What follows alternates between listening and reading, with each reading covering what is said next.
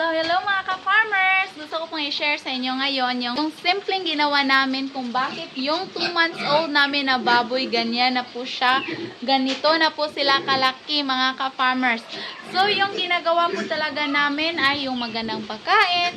At syempre mga ka-farmers, tuwing kumakain po sila, merong available na tubig anytime. Ito po sila dry feeding mga ka-farmers. So, meron po tayong tubig anytime. Ipapakita ko po sa inyo mga ka-farmers ang ating unlimited tubig. So, ito po yung sekreto namin mga ka-farmers. Naglalagay po kami ng automatic water drinker. Ayan po. Ayan.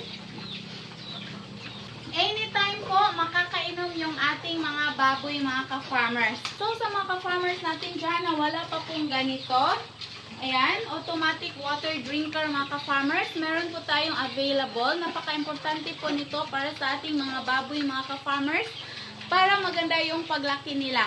Tulad ng sa amin, 2 months old, pero ganito na po sila kalaki mga ka-farmers at ang lapad-lapad po ng kanilang pangatawan.